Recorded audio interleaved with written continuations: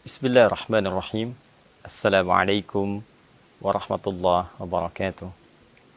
Alhamdulillahi rabbil alamin. Assalatu wassalamu ala rasulillahil karim. Nabiyyina wa sayyidina Muhammadin al-amin wa ala alihi wa sahbihi ajma'in. Wa ba'd.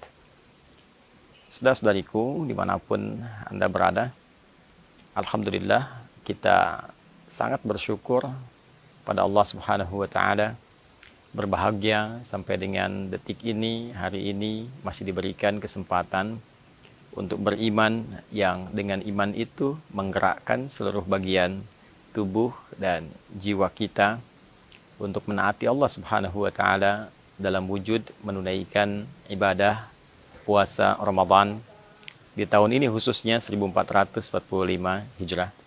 Semoga sampai detik ini Allah Subhanahu wa ta'ala berkenan menerima seluruh rangkaian ibadah yang kita tunaikan, dan semoga dengan penerimaan itu besar peluang kita mendapatkan ridha Allah Subhanahu wa ta'ala baik di dunia pun teristimewa, yaitu saat kita kembali kepada Allah Subhanahu wa ta'ala di hari kemudian insyaallah.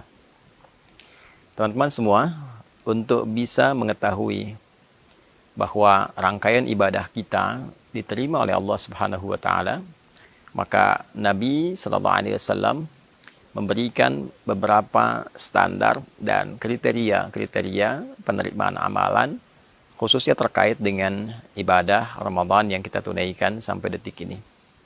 Di antara sekian kriteria dan standar atau juga alat ukur parameter yang Nabi pernah jelaskan kepada kita umatnya, di antaranya terdapat dalam salah satu hadis yang didokumentasikan oleh Al-Imam Al-Bukhari dalam kitab Sahih beliau, nomor hadis 1894. Pun demikian Al-Imam Muslim dengan redaksi yang serupa dalam kitab Sahihnya nomor hadis 1151, diriwayatkan oleh sahabat mulia Abu Hurairah Abdurrahman bin Sakhr radhiyallahu taala anhu. Satu kali Nabi sallallahu alaihi wasallam menyampaikan atau kama qala, as-siyamu junnatun. Puasa itu pada hakikatnya ialah perisai. Fala yarfuth wala yajhal. Maka orang yang tengah menunaikan puasa itu dengan perisai yang telah ia raih, ia memiliki kemampuan untuk berlatih meninggalkan, mencegah segala bentuk hal-hal yang kotor, segala bentuk tindakan-tindakan yang tidak memiliki arti, hal-hal yang bodoh yang seharusnya tidak dikerjakan. Wa ini mru'un qatalahu aw syatamahu, atau kama qala sallallahu alaihi wasallam, bila pun ada seseorang memprovokasi ia dengan mencelaknya, mengajak ia berselisih, berkelahi, maka ia berkata, inni shaimun, saya tengah berpuasa, saya tengah berpuasa. La khulufu famis shaimi, maka sungguh orang-orang yang menunaikan puasa dengan benar itu lisannya, bau yang keluar dari lisannya, aroma yang keluar dari lisannya, atyabu indallahi yaumal qiyamati min rihil miski, dinilai oleh Allah lebih wangi, lebih semerbak dibandingkan dengan parfum kasturi, wanginya kasturi. Ini diantara rangkaian hadis yang cukup panjang terkait dengan puasa Ramadan, dan juga secara spesifik memberikan parameter, satu ukuran standar keberhasilan orang yang menunaikan ibadah puasa khususnya di bulan Ramadan dalam standar dan kriteria yang dijelaskan oleh Nabi sallallahu alaihi wasallam. Yang pertama, Nabi menyampaikan as-siyamu junnatun. Puasa itu hakikatnya akan membentuk, melahirkan satu perisai. Saya garis bawahi dari kata as-siyam. Di dalam bahasa Arab terdapat dua kata untuk menggambarkan puasa secara umum. Ada saum, ada siyam. Keduanya bermakna imsak, menahan. Jika kita menampilkan kata saum, maka kata ini menunjuk makna yang umum, Menahan dalam arti yang umum, al-imsakul am. Saya bisa katakan, saya ingin menahan diri dari bicara, tapi saya masih bisa makan, masih bisa minum. Maka secara bahasa itu disebut dengan saum. Di dalam Al-Quran diabadikan kata ini dengan makna serupa di Quran surah ke-19 Maryam di ayat ke-26 misalnya. Inni nazartu lirrahmani sauma. Maryam, katakan kepada orang-orang yang ingin mengklarifikasi tentang bayi yang kau bawa itu, engkau diam saja. Inni nazartu lirrahmani sauma. Katakan aku sedang bernazar kepada Allah untuk saum. Apa jenis saumnya? Falan ukallimal yauma insiya, untuk tidak memberikan keterangan apapun kepada siapapun, tidak membuat keterangan, tidak membuat penjelasan, untuk memberikan kesan bahwa biarkan nanti dengan izin Allah Subhanahu wa taala bayi itu menampilkan mukjizat pertamanya untuk berkata, untuk menjelaskan, mengklarifikasi, sedangkan dia masih dalam buayan. Ini yang memberikan sebuah kesan yang kuat kepada Sayyidah Maryam alaihissalam, bahwa ia seorang perempuan suci, perempuan bersih, dan bayi yang dikandungnya bukan dari hal yang dihasilkan perbuatan-perbuatan terlarang, zina dan sebagainya, namun berupa anugerah yang Allah berikan melalui proses mukjizat untuk menetapkan kenabian Isa alaihissalam. Tapi poinnya adalah saum yang dimaksudkan di ayat itu menahan diri berpuasa untuk tidak bicara. Sedangkan beliau masih makan, masih minum. Berbeda dengan as-siyam yang disebutkan setidaknya sebanyak 9 kali di dalam Al-Quran.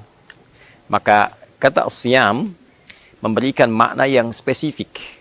Bukan sekedar menahan, tapi juga menahan dengan aturan tertentu. Menahan dengan ketentuan yang telah ditetapkan. Jadi ketika Nabi SAW mengungkap puasa dengan kata as-siyam, seakan beliau memberikan kesan bahwa as-siyamu puasa yang dilakukan dengan mengikuti aturan-aturan itu. Puasa yang dikerjakan dengan mengikuti segala ketentuan yang berlaku di dalamnya. Kapan kita berbuka, kapan kita menunaikan sahur, apa yang dikerjakan saat puasa, apa yang boleh, apa yang dilarang. Puasa seperti itu, as-siyam junnatun, akan melahirkan satu perisai. Yang perisai ini membentuk sebuah karakter. Yang karakter ini menunjukkan keberhasilan seseorang yang menunaikan puasa dimaksud. Maka apa di antara contohnya? Fala yarfuth. Maka perisai ini akan membentengi pelaku puasa dari aneka perkataan dan perbuatan yang kotor. Dia tidak berkata-kata yang jorok, berkata-kata yang kotor, mudah mencela, mudah merendahkan, membuat hoax, berperilaku yang kotor. Ya, karena ada perisai dalam dirinya. Saat akan terdorong mengatakan sesuatu yang kotor, diprovokasi oleh setan, maka perisai itu muncul menahan supaya kata itu tidak keluar. Latihan dimaksud, hasil dimaksud, itu terkonfirmasi dengan keluarnya sebuah karakter dan dijelaskannya oleh Nabi dalam bentuk perisai yang membentengi. Jadi puasa yang benar, standar pertamanya, ya standar pertama puasa yang benar saat ditunaikan adalah melahirkan sebuah karakter yang mulia, karakter yang baik. Diberikan cirinya oleh Nabi, dia terbebas dari perbuatan-perbuatan yang kotor. Kemudian wala yajhal, dan tidak juga berperilaku bodoh, perilaku yang tidak elok untuk dilakukan.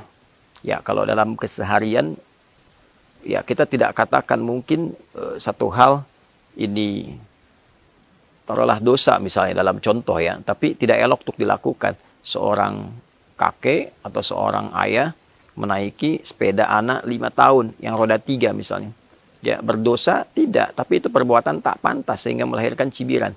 Ya, itu namanya jahlun, sesuatu yang tidak layak untuk dilakukan. Dalam keseharian banyak sekali perbuatan-perbuatan tak pantas yang kita memang tahu itu tidak boleh dilakukan. Ya, baik yang mengandung dosa ataupun tidak mengandung dosa, tapi dianggap secara etik itu keliru. Sehingga dengan itu berpotensi orang lain malah berdosa dengan perilakunya. Yang melakukan dosa, kita tahu berdusta itu dilarang, membuat hoax itu dilarang, korupsi itu dilarang, mencuri itu dilarang, memecah belah itu dilarang. Ya, atau perbuatan-perbuatan dialog lainnya yang sifatnya jahil, yang melahirkan bincangan-bincangan publik yang tidak elok untuk didengar. Nah, itulah perbuatan jahalah namanya. Maka orang puasa, dia bisa mengendalikan dirinya. Dia bisa menempatkan diri. Kapan dia bercanda di tempat yang benar. Kapan dia berkata sesuatu yang pantas. Kapan dia menghindari perbuatan buruk. Itulah yang dimaksud dengan as-siyamu junnah. Maka standar pertama yang dijelaskan oleh Nabi ternyata bukan standar peningkatan ibadah ritual, tapi standar moral, standar etika, standar karakter. Maka orang puasa, bila berhasil puasanya, terjadi perubahan diri, terjadi perbaikan pada dirinya, terjadi peningkatan moral, semakin beretika dirinya, semakin baik keadaan dirinya, tuturnya semakin baik, perilakunya semakin baik, penyimpangannya semakin dia bisa hindari. Maka orang-orang yang bisa menahan lisannya dari perbuatan kotor dinilailah oleh Nabi SAW la khulufu famis shaimi. Maka lisan orang puasa itu, karena dia menghindarkan dari perkataan yang kotor, dan kotor itu tidak wangi, kotor itu bau, maka disifati di sini dengan kata kiasan bahwa orang yang berkata jorok itu bau lisannya, orang-orang yang berkata-kata kotor itu tidak wangi lisannya di hadapan Allah. Maka pengertian sebaliknya, orang-orang yang bisa menahan diri, membuktikan keberhasilan puasanya dengan tidak berkata yang kotor, tidak berkata yang tidak baik, oleh Allah dihadiahi dengan satu aroma mewangi lisannya saat kembali kepada Allah di hari kiamat. Itu diantara maksudnya yang disampaikan oleh para ulama secara maknawi, bukan secara lafzi. Jadi orang-orang ini ketika bisa menjaga diri, membuktikan keberhasilan puasanya dari lisannya saja, saat dia bangkit di hari kiamat, oleh Allah diberikan keistimewaan dengan keluar bau harum di lisannya, karena mampu merubah dirinya menjadi pribadi yang lebih baik dengan puasanya. Maka saudara, diharapkan dengan menunaikan ibadah di bulan Ramadan ini, kita bisa menunjukkan bahwa kesempatan yang Allah berikan kepada kita, kita bisa manfaatkan dengan sebaik-baiknya. Kita bisa merubah diri menjadi lebih baik dan mempertahankan itu sampai kembali kepada Allah Subhanahu wa taala. Dan mudah-mudahan kita yang termasuk dibangkitkan dalam keadaan sukses menunaikan ibadah puasa dan ditandai dengan mewanginya bagian tubuh kita, lisan kita, sampai kita bangga kembali kepada Allah Subhanahu wa taala dengan puasa yang telah kita tunaikan, dengan pahala yang telah dikumpulkan. Lis-shaimi farhatan. Orang puasa itu mendapatkan dua kebahagiaan. Farhatun 'inda iftarihi, bahagia ketika ia berbuka saat di dunia. Wa farhatun 'inda liqa'i rabbih, dan dia gembira ketika kembali menghadap kepada Rabbnya di hari kiamat dengan sukses puasa yang telah ia bawa. Semoga kita digolongkan pada klasifikasi yang dimaksudkan. Allahumma taqabbal minna innaka antas sami'ul alim wa tub 'alaina innaka antat tawwabur rahim. Sallallahu ala sayyidina Muhammad wa ala alihi wa sahbihi ajma'in. Wa akhiru da'wana alhamdulillah rabbil alamin. Selamat berbuka. Adi Hidayat, Mira. Assalamualaikum warahmatullahi wabarakatuh.